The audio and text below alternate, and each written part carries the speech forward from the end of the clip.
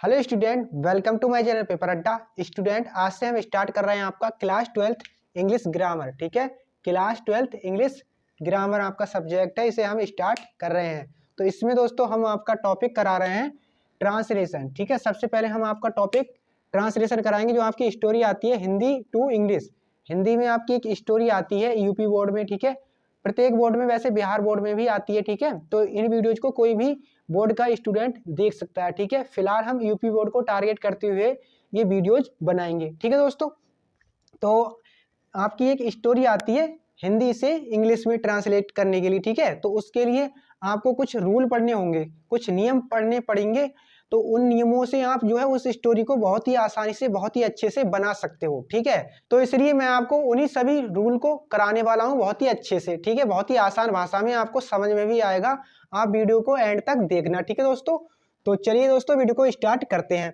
तो देखिए, translation topic है और हिंदी टू इंग्लिश, यानी हमारी जो स्टोरी आएगी वो हिंदी में आएगी और हमको इंग्लिश में करना है। ठीक है, तो इसके लिए दोस्तों हमने 39 पॉइंट बनाए हैं। ठीक है, 39 पॉइंट के अंदर हम सारे रूल्स आपको कवर करा देंगे। ठीक है, और बहुत ही अच्छे से आप स्टोरी बनाना सीख जाओगे, बहुत ही अच्छे से। ठीक है, आपको थोड़ी सी दिक्कत आ सकती है, वर्ड्स प्रॉब्लम। ठीक है, आपको शब्द याद करने पड़ेंगे दोस्तों। ठीक है, थोड़े से आप शब्द याद करते रहिएगा, उन्हें हम वोकैबुलरी, आपका एक टॉपिक है क्लास 12th में वोकैबुलरी। ठीक है, तो उसमें क्या होता है, आपको शब्द याद करने होते हैं। ठीक है, आपको होमोफोन्स याद करने होंगे, आपको एंटोनिम्स, सिनोनिम्स ये याद करने होंगे। इससे क्या होगा, आपका वोकैब मजबूत हो जाएगा, आपकी शब्दावली मजबूत हो जाएगी। तो आप जो है किसी भी शब्द का मीनिंग भी लगा पाओगे अच्छे से उसमें। ठीक है, तो अगर आपको कोई भी शब्द की मीनिंग नहीं आती है तो आपको क्या करना है, ये भी हम आपको आगे बताएंगे। ठीक है दोस्तों, तो चलिए देखिए, हमारा पहला पॉइंट रहेगा दोस्तों अनुवाद के नियम। ठीक है,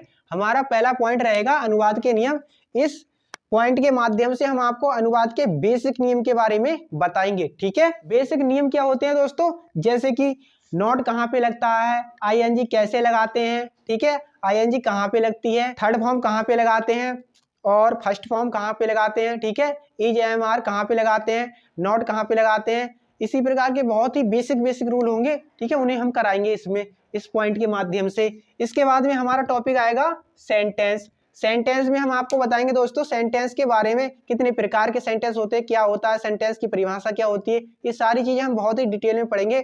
सेंटेंस के पार्ट्स पढ़ेंगे। ठीक है, तो सारी चीजें हम पढ़ेंगे।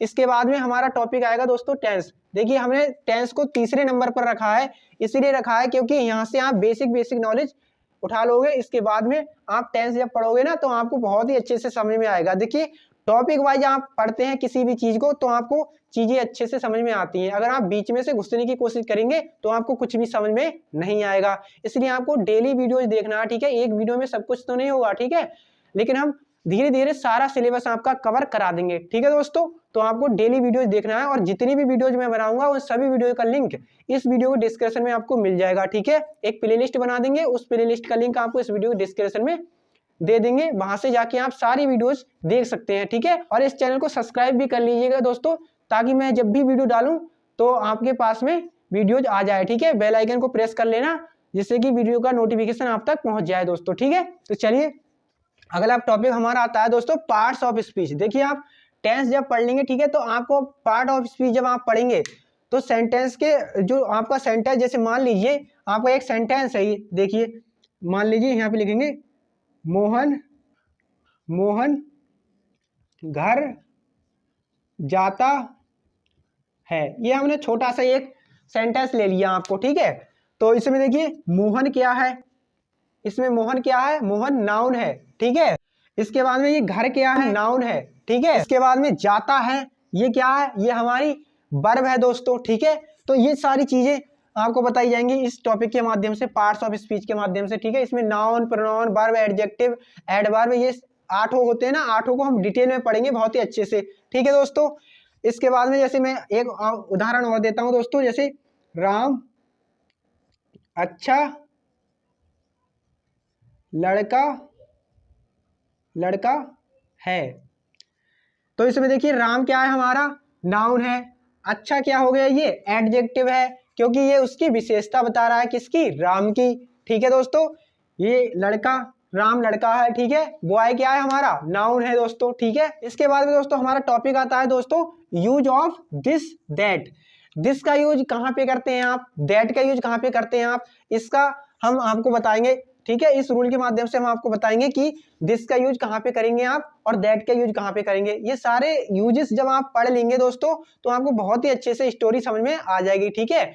और जो ये दोस्तों हम स्टोरी बना रहे हैं क्लास 12th के लिए, हम स्टोरी के रूल करा रहे हैं, ठीक है। लेकिन आप दोस्तों अगर क्लास 10th के स्टूडेंट हैं तो आप यहाँ से शुरुआत करिएगा इस टॉपिक से, और आप यहाँ तक पार्ट्स ऑफ स्पीच तक या फिर टेंस तक ये टॉपिक आप कर लीजिए।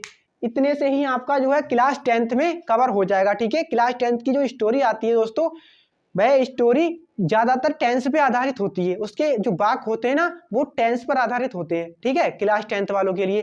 तो पहला रूल होता है अनुवाद के नियम, सेंटेंस और टेंस। देखिए ये दोनों पढ़ लेंगे आप तो टेंस आपको समझ में आ जाएगा अच्छे से, ठीक है। जब आप सेंटेंस के बारे में जानकारी आपको होगी तो आपको टेंस समझ में आ जाएगा। और पार्ट्स ऑफ स्पीच भी पढ़ लेना। क्यों पढ़ लेना पार्ट्स ऑफ स्पीच, क्योंकि आपके ऑब्जेक्टिव प्रश्न आते हैं क्लास 10th में, ठीक है। तो क्लास 10th वाले बच्चे ये 3-4 टॉपिक यहाँ तक पार्ट्स ऑफ स्पीच तक ये 4 टॉपिक पढ़ लेंगे अच्छे से, ठीक है, तो उनका काम हो जाएगा, ठीक है। इसके बाद में अगर उनको सीखना है और अच्छे से स्टोरी तो वो भी ये सारी चीजें जो हम कराएं वो पढ़ सकते हैं, ठीक है। फिलहाल हम 12th के लिए तो ये सारे टॉपिक पढ़ाएंगे और 12th के लिए सारे टॉपिक आपको पढ़ने होंगे, क्योंकि 12th में स्टोरी थोड़ी सी लेवल बढ़ जाता है, ठीक है, तो उसमें यूजेस के भी वाक्य आते हैं, ठीक है दोस्तों। तो देखिए अब हमारा टॉपिक है यूज ऑफ दीज दोज। इसमें हम बताएंगे आपको कि दीज का यूज आप कहाँ पे करेंगे, दोज का यूज आप कहाँ पे करेंगे, ठीक है। इसके बाद में use of has, have, had, will have, shall have, इनका यूज हम कहाँ पे करेंगे इस रूल के माध्यम से आपको बताएंगे, ठीक है दोस्तों। इसके बाद में आता है हमारा use of has to, have to, had to, will have to, shall have to, ठीक है, ये है हमारा। इसके बाद में यूज ऑफ इट, ठीक है, यूज ऑफ इट, इट का यूज आप कहाँ पे करते हैं उसके बारे में हम पढ़ेंगे इस टॉपिक के माध्यम से, ठीक है। इसके बाद में है हमारा शुड, मस्ट और ऑन टू, ठीक है दोस्तों। इसके बाद में आर्टिकल है। इसके बाद में दोस्तों एस या फिर यस या फिर आईएनजी, ठीक है।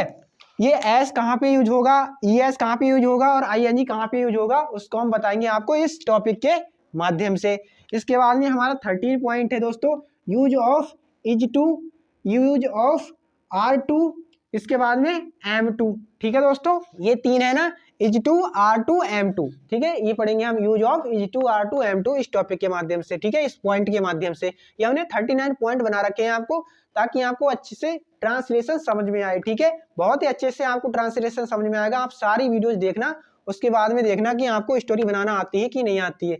जब आप ये सारे टॉपिक अच्छे से कवर कर लेंगे तो आपको कोई सी भी स्टोरी दे दो, आप प्रत्येक स्टोरी को अच्छे से बना लेंगे, ठीक है। बस आपको दिक्कत आएगी तो आएगी शब्दावली की, ठीक है, वोकैब की आपको दिक्कत आएगी। तो वोकैब के लिए आपको वर्ड मीनिंग जितना ज्यादा हो सके उतना याद कर लीजिए, ठीक है, जितना ज्यादा हो सके, ठीक है। और अगर आप पेपर में किसी शब्द की इंग्लिश भूल जाते हैं तो आप भाव के अनुसार उसकी क्या स्पेलिंग लगाएंगे, ठीक है, वो भी हम आपको आगे जब आपको स्टोरी कराएंगे तब हम ये चीजें बताएंगे, ठीक है। अभी ये चीजें बताने की नहीं है, अभी बताऊंगा तो आपको समझ में नहीं आएगी, ठीक है। इसके बाद में देखिए हमारा अगला पॉइंट है 14वां पॉइंट है दोस्तों यूज ऑफ बाज टू, वर टू।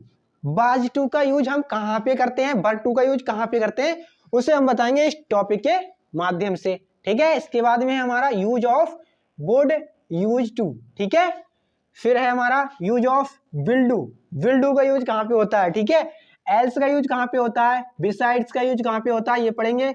फिर instead of, can, could, may, might, ठीक है, इनको पढ़ेंगे। इसके बाद में हमारा टॉपिक आता है दोस्तों यूज ऑफ लेट, लेटस, ठीक है, use of both, use of should have, must have, could have, ठीक है। इसके बाद में use of lest, use of begin to, use of keep on, go on. इसके बाद में दोस्तों हमारा पॉइंट है use of will be able to और use of shall be able to, ठीक है। इसके बाद में use of do, does, did, इनमें से डू का यूज कहाँ करते हैं, डज का यूज कहाँ पे करते हैं, डिड का यूज कहाँ पे करते हैं, ये सारी चीजें बताएंगे इस टॉपिक के माध्यम से। इसके बाद में 13वां पॉइंट है हमारा use of so that, so that का यूज कहाँ पे करते हैं, ठीक है। इसके बाद में use of about, about to, use of how many, how much, ठीक है, ये इनका यूज कहाँ पे करते हैं ये बताएंगे हम आपको, ठीक है। तो ये हमने कितने पॉइंट लिखा दिए आपको 32। अभी हम आपको जो बचे हुए पॉइंट है उनको भी लिखाएंगे, ठीक है। पहले आप इसका स्क्रीनशॉट कर लीजिए या फिर इसको अपनी अभ्यास पुस्तिका पे लिख लीजिए, अपनी कॉपी पर लिख लीजिए दोस्तों। इसके नोट्स बनाइएगा अच्छे से, ठीक है, क्योंकि नोट्स जब बनाएंगे आप तो एग्जाम टाइम आपको बहुत ही हेल्प होगी। अगर आप ऐसे वीडियोज देखेंगे तो आपको ज़्यादा एग्जाम टाइम हेल्प नहीं होगी, ठीक है। तो इसलिए आप नोट्स बनाइएगा, ठीक है, आपको एग्जाम टाइम दिक्कत ना हो इसलिए आप नोट्स बनाइएगा, प्रॉपर नोट्स बनाइएगा। और अगर आप नोट्स बनाकर अच्छे से तैयारी करते हैं तो आपके नंबर भी अच्छे आएंगे और इसके बाद में आप किसी को पढ़ा भी सकते हैं। जब आप BA BSc BCom या कुछ भी करेंगे आगे ग्रेजुएशन में, तो अगर आपको पढ़ाना होगा, अगर आपको टीचिंग लाइन में जाना होगा तो आप पढ़ा भी सकते हैं इन चीज़ों को अच्छे से सीख के, ठीक है। जब आप किसी को सिखाएंगे तो अच्छा रहेगा, ठीक है, आप भी किसी की मदद करेंगे और आप कोचिंग भी पढ़ा सकते हैं। BSc में जब आप BA BSc करेंगे तो आप 12th वाले बच्चों को या 6 7 8 वाले बच्चों को भी कोचिंग पढ़ा सकते हैं, क्योंकि देखिए 6 7 8 में आप क्या क्या टॉपिक पढ़ते हैं, आप यही टॉपिक पढ़ते हैं, टेंस पढ़ते हैं, सेंटेंस पढ़ते हैं, parts of speech, noun pronoun की परिभाषा आपने पढ़ी थी 6 7 8 में, ठीक है। तो अगर आपने पहले से ये टॉपिक आपके तैयार नहीं है, आप कमजोर थे पहले से बहुत, जब आप 6 7 8 9 10th में पढ़ते थे और आपको अगर टॉपिक कहीं से अच्छे टीचर नहीं मिल पाए या कोई भी दिक्कत हुई, आप कोचिंग नहीं पढ़ पाए, आपके पास पैसे नहीं थे, तो आप क्या कर सकते हैं दोस्तों, आप ये वीडियोज देख सकते हैं। इन वीडियोज में सारे डाउट क्लियर हो जाएंगे आपके और सभी टॉपिक्स आपके तैयार हो जाएंगे। आप किसी भी क्लास को बहुत ही अच्छे से पढ़ा सकते हैं, ठीक है। आप यहाँ पे क्लास 12th के लिए पढ़ेंगे, इसके बाद में जब आप किसी को पढ़ाएंगे तो उसकी किताब आपको समझ में आएगी, क्योंकि ये टॉपिक आपको हर क्लास में मिलेंगे, ठीक है।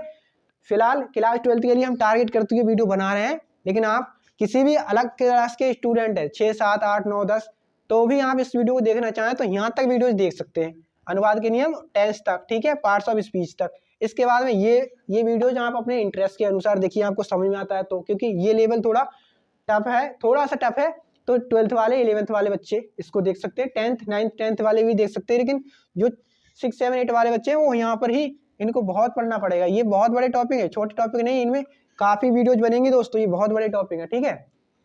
तो ये बहुत पूरा सिलेबस हम बता रहे हैं ट्रांसलेशन का, आपको ट्रांसलेशन बहुत ही अच्छे से समझ में आ जाएगा दोस्तों, ठीक है। तो इसका आप इसको स्क्रीनशॉट कर लीजिए, इसको नोट कीजिए, ठीक है, कुछ भी करिए, स्क्रीनशॉट कीजिए या फिर नोट कर लीजिए। तो इसके बाद इसको मैं रब कर रहा हूँ दोस्तों, ठीक है। तो चलिए मैं इसको रब कर देता हूँ दोस्तों। तो दोस्तों अब अगला पॉइंट देखिए, अगला पॉइंट है 33, use of active to passive, ठीक है। एक्टिव टू पेसिव का यूज आप स्टोरी में करेंगे, ठीक है। तो इस पॉइंट के माध्यम से हम आपको यूज ऑफ एक्टिव पेसिव के बारे में बताएंगे। इसके बाद में direct and indirect narration, story में कोई बात आपकी डायरेक्ट में आई तो आप डायरेक्ट में बनाएंगे, इनडायरेक्ट में आई तो इनडायरेक्ट में बनाएंगे, कैसे बनाएंगे, किस में बनाएंगे, ये सारी चीजें हम बताएंगे इस टॉपिक के माध्यम से, ठीक है। जैसे राम ने मोहन से कहा, कोई स्टोरी चल रही है उसमें आ गया ये बात कि कोई राजा था, उसने कहा या राजा ने कहा, तो राजा ने कहा, तो ऐसे वाक्य आ जाएंगे, तो ये डायरेक्ट इनडायरेक्ट का रोल रहेगा यहाँ पे, ठीक है। तो इसको हम बताएंगे इस टॉपिक के माध्यम से, ठीक है दोस्तों। इसके बाद में 35 में पॉइंट है हमारा दोस्तों इम्परेटिव, ठीक है, इम्परेटिव के बारे में बताएंगे। इसके बाद में 36 में पॉइंट है हमारा एक्सक्लेमेटरी, ठीक है, एक्सक्लेमेटरी। इसके बाद में नॉन फाइनाइट वर्ब, जो नॉन फाइनाइट वर्ब होती है दोस्तों उनके बारे में हम आपको इस पॉइंट के माध्यम से बताएंगे। इसके बाद में हमारा पॉइंट आता है हिंदी से अंग्रेजी बनाने के नियम। इस पॉइंट के माध्यम से हम आपको बेसिक चीजें बताएंगे कि आपको देखिए स्टोरी कैसे बनानी है, आपको स्टोरी बनाते समय किन किन बातों का ध्यान रखना चाहिए, ठीक है। इसी में हम आपको बताएंगे कि अगर आपको कोई स्पेलिंग नहीं आती है तो उसमें क्या करना चाहिए, ठीक है। सबसे पहले स्टोरी को पढ़ना चाहिए, ठीक है, या पढ़ना नहीं चाहिए, क्या करना चाहिए, कैसे आप समय बचाएंगे, कैसे आप कम समय में स्टोरी बनाएंगे, ठीक है। ये तो अभी हमने ऊपर रूल बताए थे, आपको रूल बताने के बाद यहाँ पर होगी प्रैक्टिस, ठीक है। यहाँ पर थोड़ी सी आपको बेसिक चीजें बता के फिर हम यहाँ से स्टोरी बनाना सिखाएंगे आपको। तो जितनी भी यूपी बोर्ड में स्टोरी आई हैं, हम उन्हें जितनी भी स्टोरी हैं उन स्टोरी को अच्छे से आपको बनवाएंगे, ठीक है, जो आपकी प्रीवियस ईयर में आई हुई है, ठीक है। और जो अदर बोर्ड के स्टूडेंट है वो अपने स्टोरी जो है अपने सिलेबस के अनुसार जो उनके पेपर में आई हुई हैं उनको करके देख ले, ठीक है। अपने कोई गेस्ट पेपर वगैरह आता होगा मॉडल पेपर तो वहां से देख ले, ठीक है। और अगर इन वीडियोज को भी देख लेगा तो भी कोई दिक्कत नहीं, क्योंकि स्टोरी दोस्तों स्टोरी है, ऐसा नहीं कि यूपी बोर्ड में स्टोरी ये आ गई या आपके लिए ये जो स्टोरी आई है वो अगली साल भी आ जाएगी, ठीक है। स्टोरी तो बदल के आएगी हर साल, ठीक है। तो स्टोरी केवल बनाना आना चाहिए आपको। स्टोरी के माध्यम से ये सिलेबस क्या सिखाना चाह रहे हैं, आपको इंग्लिश ट्रांसलेशन सिखाना चाह रहा है, ताकि आपको इंग्लिश समझने में आसानी हो। ठीक है दोस्तों, परीक्षा तो एक परीक्षा है अलग, लेकिन इसके बाद में आपको सीखने को कितना मिलेगा, ये टॉपिक इतने सब कवर हो जाएंगे, आपको कितने ज्ञान मिलेगा इसमें। ठीक है, तो इसलिए आप जो है केवल एग्जाम पर फोकस मत करिएगा, आपको जो है स्टोरी अच्छे से आनी चाहिए, आपको टॉपिक अच्छे से आनी चाहिए। ठीक है, हाँ एग्जाम नज़दीक है तो आप इम्पोर्टेंट टॉपिक पढ़ लीजिएगा। ठीक है, तो चलिए मिलते हैं दोस्तों अब नेक्स्ट वीडियो में। ठीक है, तब तक के लिए आप इस वीडियो को लाइक कर दीजिए, अपने दोस्तों में शेयर कर दीजिए। ठीक है, थैंक यू, जय हिंद, जय भारत।